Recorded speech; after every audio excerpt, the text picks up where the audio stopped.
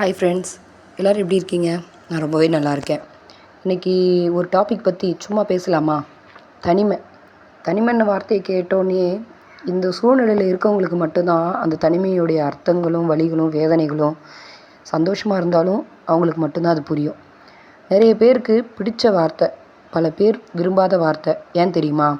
ஒரு சிலர் தனிமையாக இருக்கிறத ரொம்ப விருப்பப்படுவாங்க. ஆனால் இரண்டாவதாக சொல்கிறேன் பாருங்கள், அவங்கெல்லாம் ஏமாற்றங்களாலும் தனிமையாக்கப்பட்டவங்க. விருப்பம் இல்லாமல் என்ன, ஏன், எதுக்கு இப்படின்னு தனக்குள்ளே கேள்வி கேட்டுக்கிட்டு இருக்கிறாங்க. காரணம், எல்லோரும் மேலோட்டமாக பார்க்குற விஷயத்த இவங்க மட்டும்தான் சரியாக யூகிக்கக்கூடியவங்க. ஸோ இதுதான் பிரச்சனை. பட் நான் என்ன சொல்கிறேன்னா, மற்றவங்களுக்கு நம்மளை பிடிக்கணுங்கிறதுக்காக 10ஓட 11 இருக்க வேண்டாம். ஸ்மார்ட்டாக, இன்டெலிஜெண்ட்டாக நம்பர் 1 இருங்க. தனிமை கூட சும்மா கெத்தாக இருக்கும். யாரும் நம்மளை ஒதுக்க ஆள் இல்லைங்க.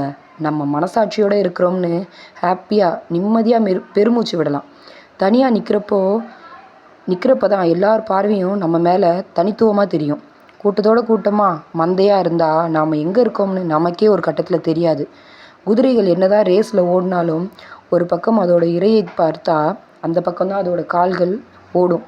ஆனால் தன்னுடைய இலக்கை நோக்கி ஓடக்கூடிய ஒரே ஒரு குதிரை மட்டும்தான் ஹீரோ, ஆட்டத்தின் கதாநாயகன். இப்போ சொல்லுங்கள், நீங்கள் இரையை தேடும் குதிரையா கூட்டத்தில் இருக்க போகிறீங்களா, இல்லை இலக்கை நோக்கி ஓடும் ஒரு தனியான கெத்தான குதிரையாக இருக்க போகிறீங்களா?